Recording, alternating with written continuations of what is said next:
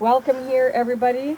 Special welcome to Honey. I'm going to do a quick bio here, and as she has already instructed us, she will continue to engage with us over the next hour or so. Honey Constant-Inglis is a Nihiau Esquau from Puktahau Sagaihigin. Honey Constant-Inglis is a Plains Cree woman from Sturgeon Lake First Nation. As Honey Willow, she stands as an Indigenous archaeologist, artist, science educator, and advocate. She has pursued archaeology since she was 16 years old. She uses archaeology as a way to reconnect to her Plains Cree identity and share the story of the Northern Plains Indigenous peoples. Her master's thesis is Interpretive Design from the Indigenous Perspective, where she explores Indigenous and Plains archaeology as a learning tool in Saskatchewan classrooms. Honey worked at Wanuskewin Heritage Park for 5 years in program development, training, and tours. She is currently working with grades 4 and 6 teachers to create learning resources and programming for classrooms. So we are very fortunate to have Honey with us today. Thank you, Honey. It's my pleasure to present this tobacco to you, Honey, and just thank you so much for your teachings and your beautiful presence here. Thank you. Dinigi. Beautiful. Come on in. Join the circle. I think for the sake of my voice and the sake of everyone to hear properly, I'll use this guy. Otherwise, I like being real loud. Yeah. Tansy, Honey Constant-Inglis Nisegas and Puktahau Sagaihigin. Your pronunciation, beautiful, considering you learned it today. My name is Honey Constant-Inglis. That's my English name. English. Honey Constant-Inglis is my English name. The name that was gifted to me by my mushum is Bagachustumus, which translates to wild pony. And that should tell you a little bit about my spirit and who I am already. Because I have the spirit of this wild horse inside me, and sometimes I get really excited and I speak too fast. So you'll have to forgive me. If I'm speaking too fast, please let me know. I'll slow it down. Other than that, a little bit about my journey. You've already heard a little bit about my bio. My grandparents went to residential school. My mushum went to St. Michael's Residential School. That was in Duck Lake. And my nukum, my grandmother, went to All Saints in Prince Albert. And part of my journey that I didn't even know was imposed upon me until I was older was when I was just a little blueberry in my mom's womb. My mushum took my mom aside and said something that was passed on for generations. Your child will not speak Cree. And they didn't say this to harm me. They didn't do this to hurt me at all. They wanted to protect me and make sure that I had an easier life than they did. So je parle un peu de français, arabe du Canada. I have that French accent because I went to French immersion.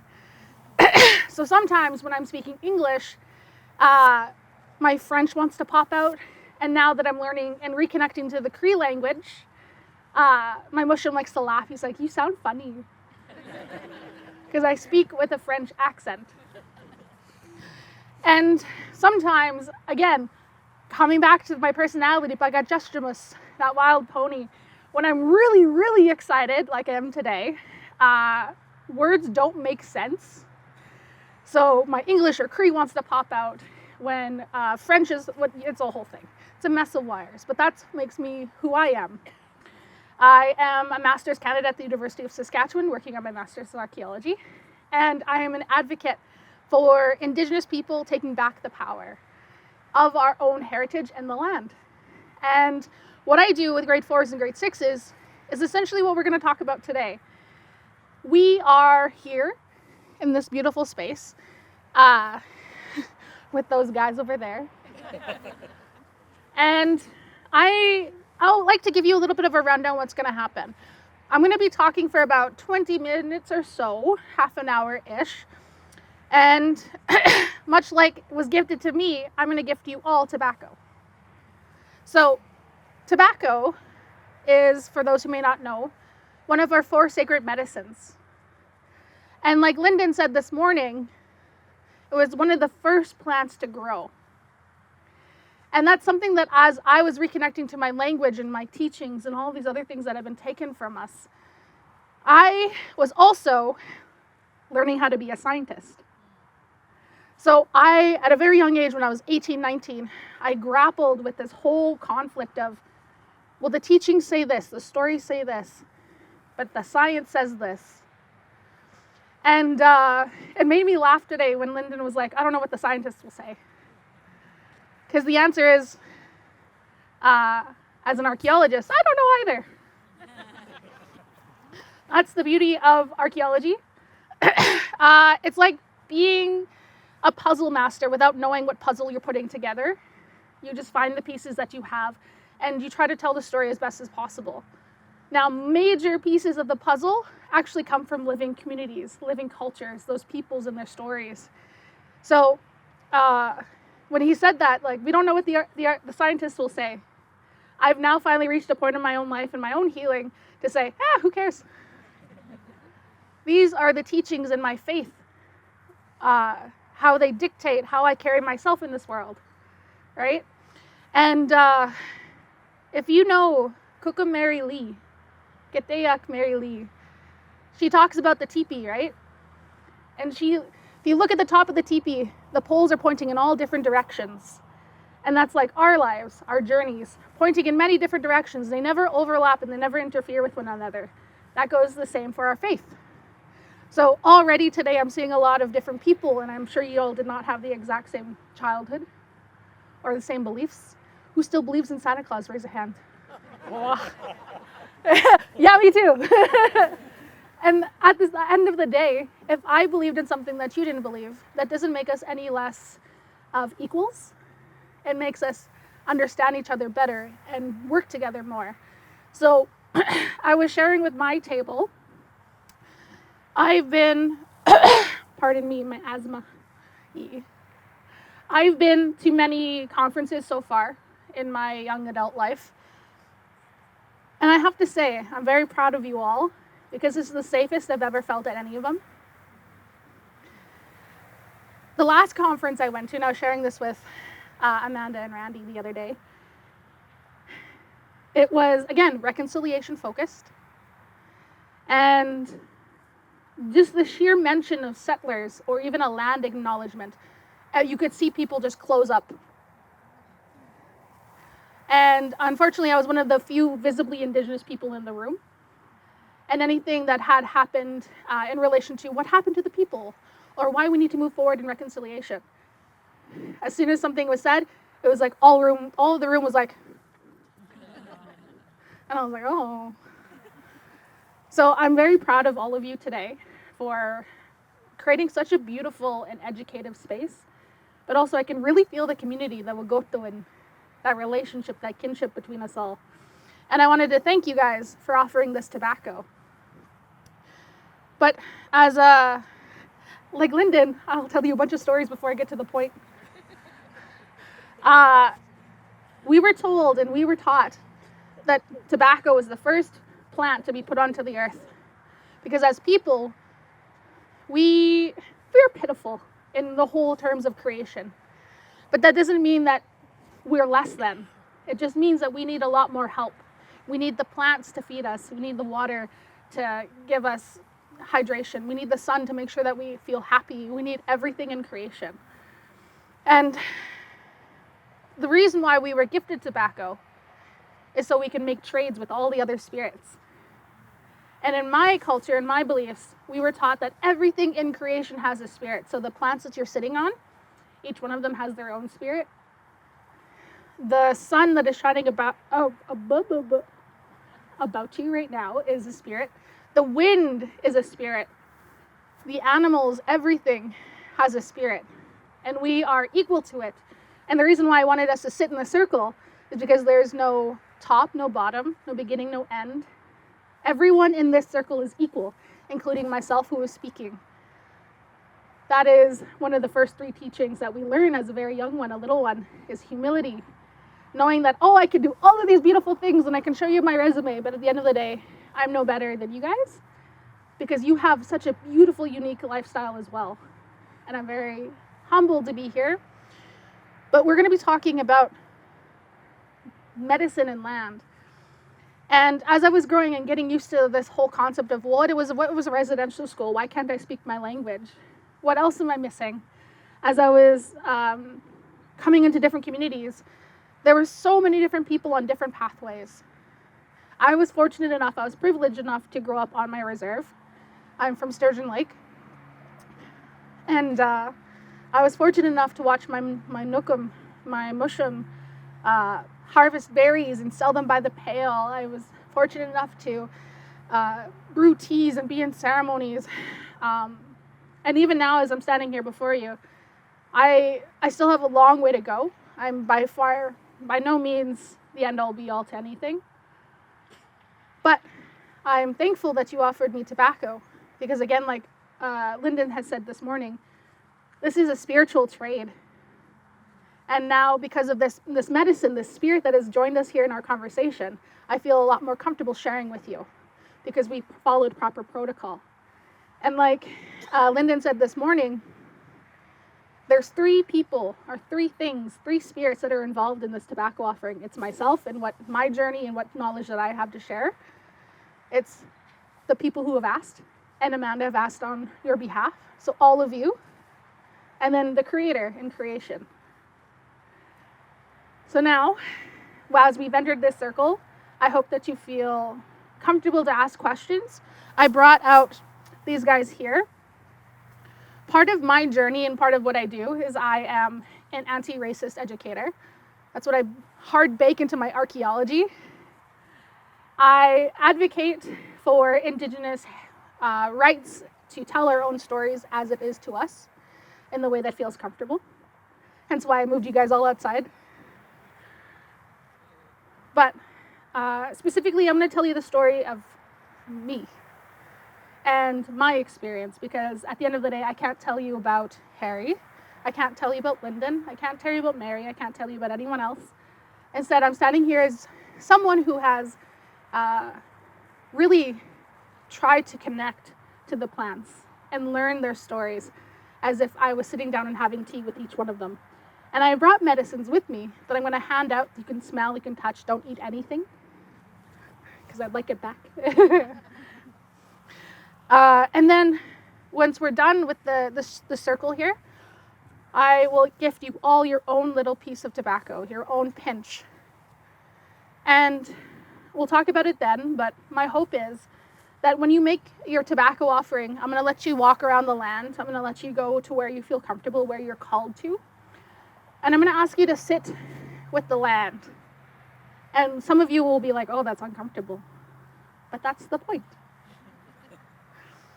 As I was working with grade 4s and grade 6s, my master's is creating a program that Wanuskewin can use for grade 4s and grade 6s, and all the other schools, they can do that other work. But the goal is to teach kids about the archaeological history of Wanuskewin, but also being out on the land. And something that I've learned is the schools that I work with and the students that I work with, they're predominantly all from the city. Most of them have never had access to the land, or what we know of as the land. So when I first took them out on the land, it was kind of funny. They were like, what do I do? So if there's one thing that I want you to take away from this is, what is the connection to land that you have? And how can you share that? How could you personify that? How can you describe that? So that's what I want to do this afternoon. And then when we come back, I'm going to go through these questions or these comments, and then we're going to end this in a good way. But for now, I'm going to take a seat. So if you want to get comfortable, I'm going to go through my box of medicines. We'll talk about them a little bit. If you have any questions along the way, don't hesitate to ask, okay? Okay. I feel like a cookum.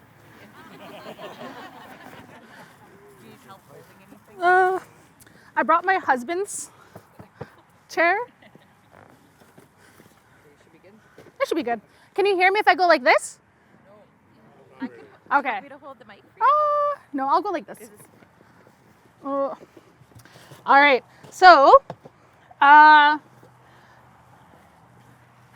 we've talked a little bit about tobacco. Tobacco is, again, one of the 4 sacred medicines. These are the medicines that are acknowledged as gifted to us for different uses across all of Turtle Island. And tobacco was one of the first that was gifted to us, so that way we can trade for our survival and honor the plants, honor the animals, honor anything that we're trading for. And when you do your tobacco offering, you're not going to like salt bay it into the wind. You're going to place it down with intention. So everything that is done with tobacco is done with intention. So like Jenny mentioned earlier, when she makes her tobacco offerings, she uses her left hand because it's closer to her heart. And I just touched the mic here. Oops. It's going to be different for each person in your own teachings. I have done this for many years, and sometimes people will say like, oh, you're doing it wrong. But again, those teepee poles, we've all have different ways of learning and different ways of growing, and people are going to teach different ways.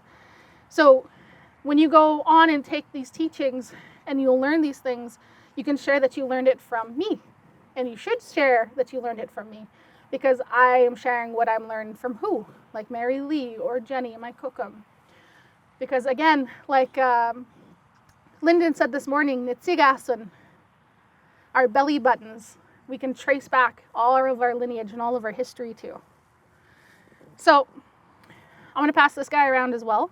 I would ask that you don't open this, but you can kind of feel how it is, and then you'll have tobacco later. And thank you. It's in a yellow tie. So yellow, I was taught, signifies education. So when they made the offering, they said what they wanted me to do.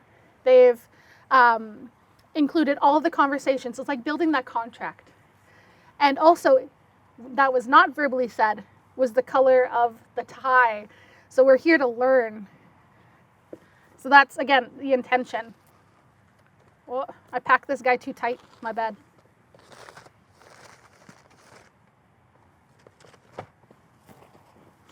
The next medicine that I have.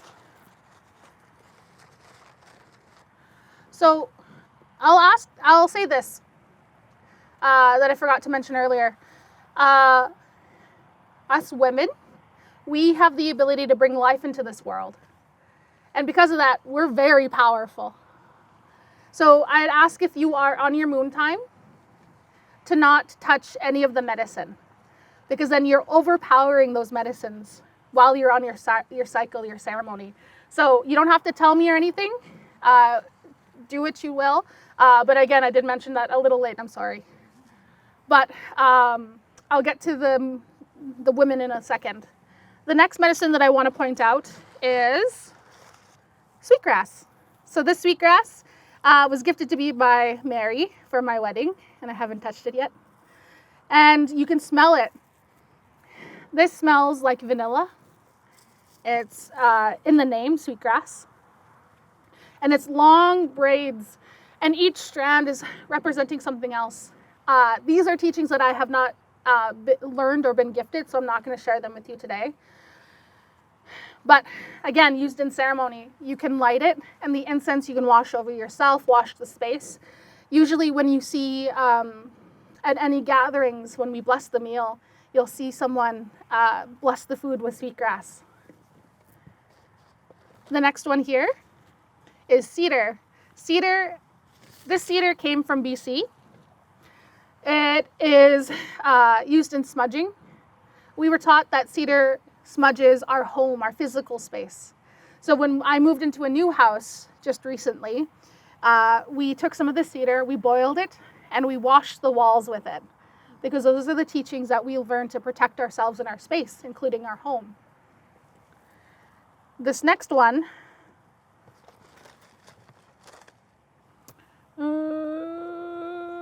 yeah, I was like, do I want to pull it out? No, I don't.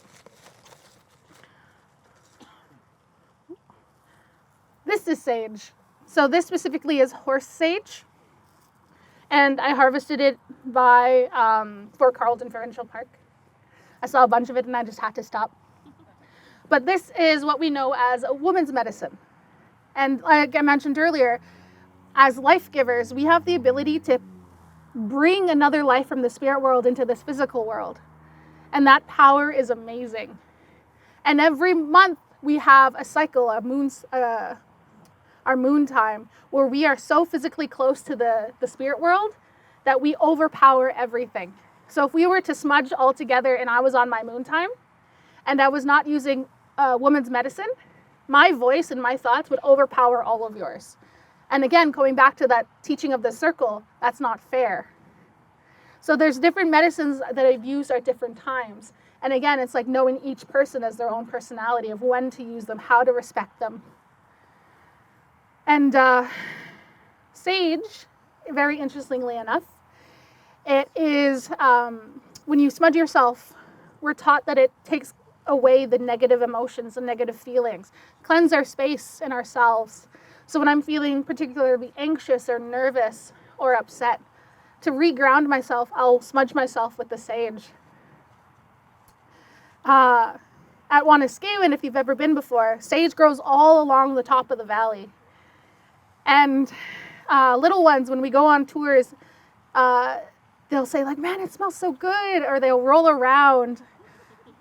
And after a long day, when other people are being bitten by mosquitoes who didn't roll around, they finally notice that it's a natural bug repellent. So everything that I'm telling you has multiple stories. And if we told you all of them today, we would not have time to go home and eat. The next plant that I want to point out is this guy. And I want you to take a nice good sniff. It's mint, natural mint. And this was harvested by my mom. I'm going to take the lid off so you can smell it. This is going to be turned into a tea. And it's just delicious. I love working with Jenny. We worked at the park together for quite a long time. And one year she's like, honey, are you tired of my cooking? No. But I remember she used to make this very delicious mint and Labrador tea.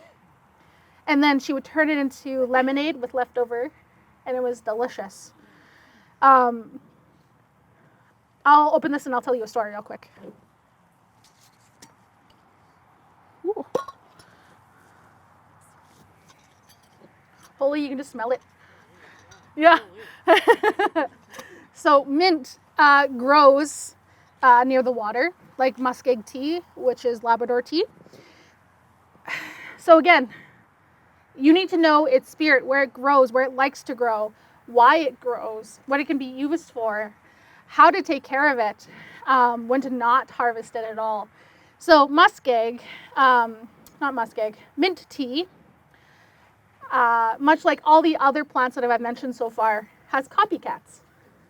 And one of the stories that I've heard is people started over-harvesting these plants, and they were disrespecting the natural cycle of these plants.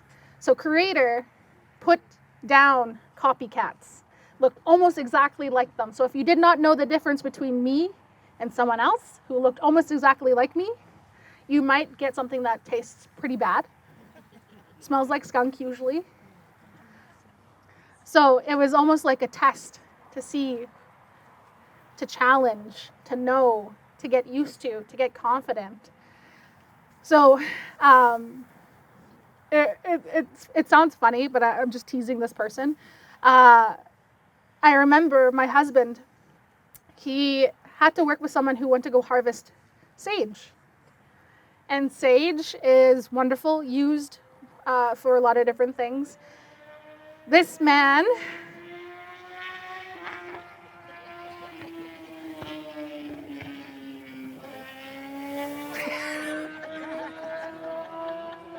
yeah, that one. Yeah.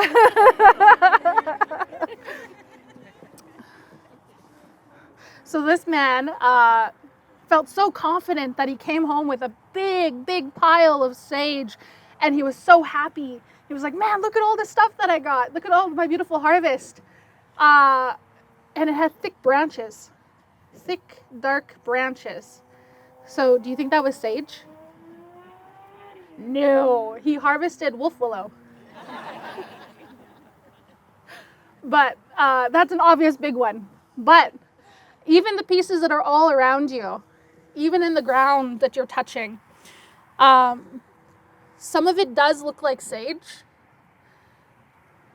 But if you don't know the difference, and if you squeeze out the oils without picking it, and you can smell it, if it smells like sage, it looks like sage, it's probably sage. But if it smells like a skunk, it's probably not. There are 3 different kinds of sage, though, and I'm wondering, is there a particular variety that we should look for? There is 3 different kinds of sage. There's multiple kinds of sage. And the thing is, there's one that you eat, and then there's 2 technical ones that we use as ceremonial or medicine. So there's the one that I found it out, which is horsehair. Oh, Diniggy. Thank you. There we go. So horsehair. And this one grows a little bit taller. And the leaves, as you can see, are a little bit more broad and long, kind of like muskeg tea. And then the shorter one, buffalo sage, also known as men's sage, grows closer to the ground in little bushels, and actually looks similar to the ones, I'll point them out later, but it looks similar to these guys right in front of you, except those are not buffalo sage. It'd be a lot smaller, closer to the ground. When it comes to harvesting and which ones to look out for, my best answer to you in this moment is to ask someone to take you out. If you know, or you can offer that tobacco to take you out, they can show you exactly where to go, which ones to pick, how much to pick, and all of that. But in terms of answering that question in a broad way, sense like this, it's almost like showing you the plant is good enough. Because again, back to that story of how people have harvested. If you've not been properly taught it, to speak to that plant and to communicate with that plant, odds are we're most likely going to harvest it wrong, which means we lose it. And it's a roundabout way of saying that, but to know that there's 2 medicinal plants that we use of sage that we use for ceremony is the horse sage and buffalo sage is a good place to start. And they all grow in the northern plains here. Yes, the next thing that I want to point out is actually the tea that we were drinking today. This guy. So this guy here is Labrador tea, also known as muskeg tea. My cookum taught me how to say it, is muskeg wapoi. If you want to try to say that real fast. Muskeg wapoi. I was taught that it translates to bog water. And it's delicious. Muskeg tea doesn't grow in the plains where we are, actually in the boreal forest. It needs acidic soil. And it grows pretty much all year round, almost. And depending on where you are and when you harvest it, it could actually be dangerous for you. So it's usually when the spring runoff is coming, you don't know what was in that snow. It's full of all of that. So my cookum and I, we harvest closer to midsummer and end of like August. August is harvesting time. And this guy here, if you boil the leaves and then make tea out of that, so you boil the water with the leaves in it, it actually releases just a tiny, tiny bit of toxins. So I was taught to add the leaves in after you boil the water. And it's very light sometimes. It tastes very delicious. But when I was a girl, I had really bad eczema. So what my cookum used to do is she would make a big pot of muskeg tea, let it cool down enough, and then she would wash my eczema with it. It has a lot of vitamin E and would help clear the irritation. And that's what we used for babies with diaper rash before we had what we have now.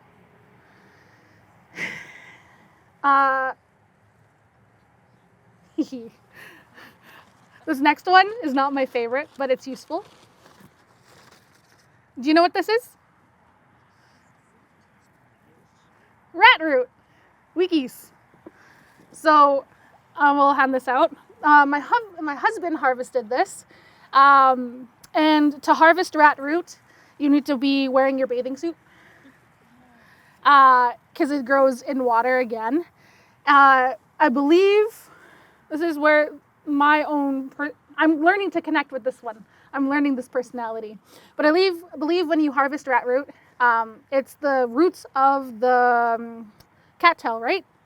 Yes, no, maybe so? Yeah, it's a certain kind of cattail, so not all cattails.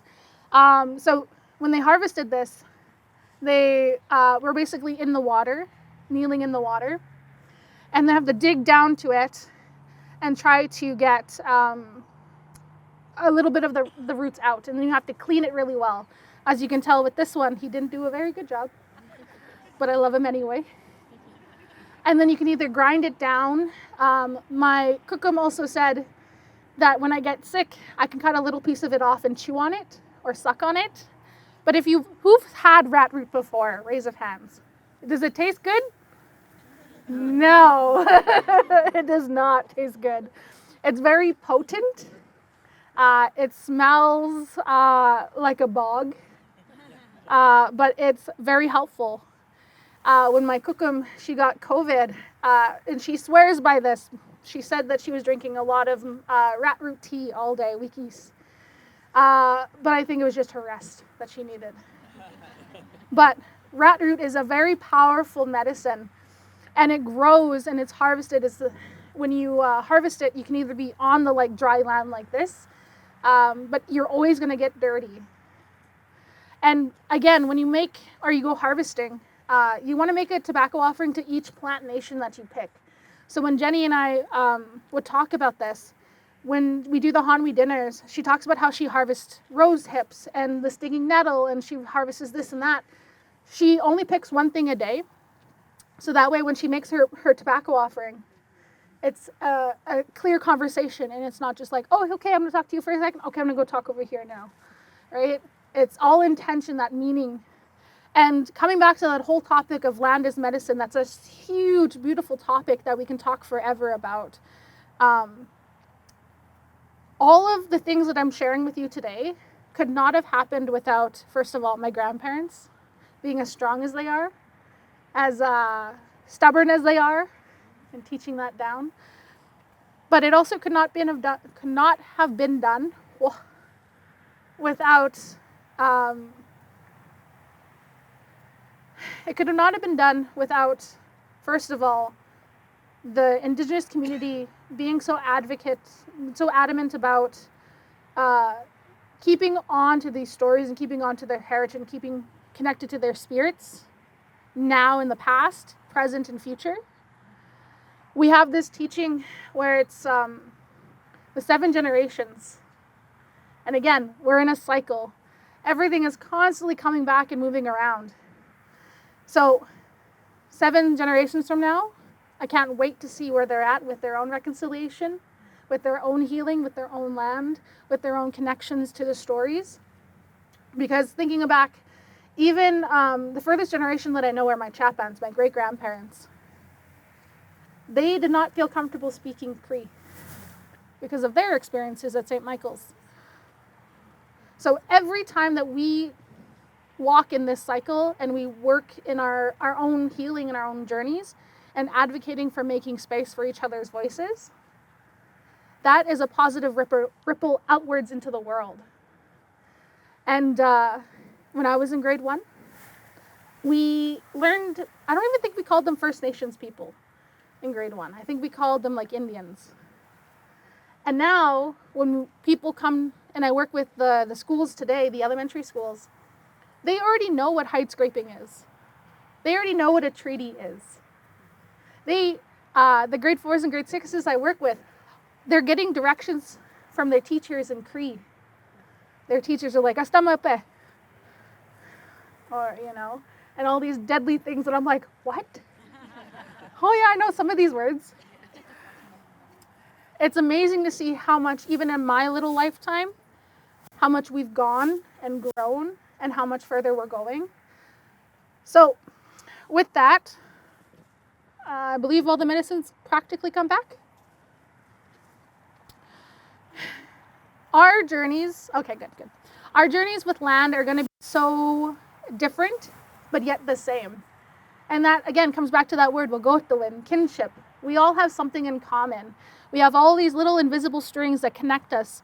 And the more time that we spend together and talking to each other, we'll find those invisible strings are going to multiply and multiply. And again, like earlier we said, everything in creation is connected. So that goes for us as people, but us in the land, us in the plants.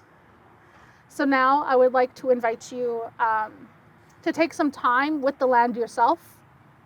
And the land, like Harry said earlier, Creator can hear your thoughts, feels your feelings if you want to speak to yourself only or speak outwards. Again, respecting other people's space. I'm not going to be like yelling beside you. Take some time to communicate with whoever you feel comfortable communicating with, whether that is your own Creator, the plant that you like the most out in this whole field. In a safe way, don't go wandering that way. I'm going to give you about 5-10 minutes to do that. I'm going to come around and gift you tobacco. And because this is a teaching that I was taught, because it's a gift that I'm gifting you a medicine, a sacred medicine, I don't feel comfortable with you saying thank you. Crazy, eh? But it's a gift. I'm offering this to you. And I don't need to be thanked. Instead, I would like you to go out and have that moment to yourself. When you make your tobacco offering, again, what I was taught is I hold it near my heart. Think about what I'm thankful for, what I want to learn, what I want to hope for. And then when I'm ready, I can place that tobacco down onto the earth. If you want to take a couple minutes to sit there and reflect about all the things you've learned today and all the things you have to learn still, well, that's a big one. Go ahead. If you want to just sit and enjoy because it's after lunch and that meal was delicious, that's okay too. If you want to come back and maybe put some questions or some comments about what does land as medicine mean to you, that's okay too. I'm going to leave this. I'm not going to police it. I'm going to walk away. And again, in this circle, all of us are equal. Everything is valid. I've been doing this work for a very long time. And one time someone's question was, how do I talk to an Indigenous person? And I can tell you, you just start talking. But I've learned, I'm healthy enough in my own healing journey that nothing is going to surprise me. Because at the end of the day, as long as we can walk away better understanding each other, I'm happy for that. Okay, let's do the tobacco offerings. Oh. All right, we're going to rapid fire this. Shameless plug, just kidding. I recently stepped back from Wanuskewin last year to do this full time by myself. So I am now my own boss. And I love doing things like this. So say, for example, I don't get to your question here, or you want to keep learning. I do that. If you like to follow me on Instagram, I do a lot of cool things.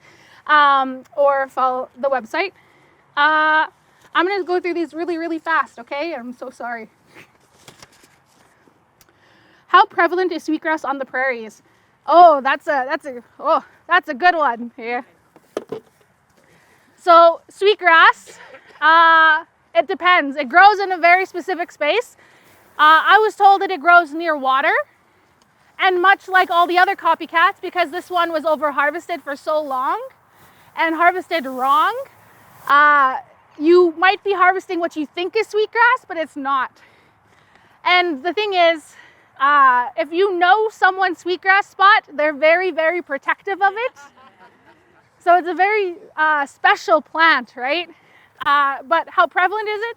If you see a waterfront like this, most likely not going to be there just because there needs to be a lot of water.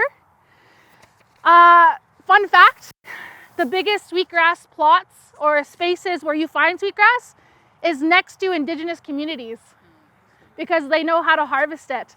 And when it's harvested right, it grows exponentially. It's like the plant is like, okay, I'm needed, so it makes more.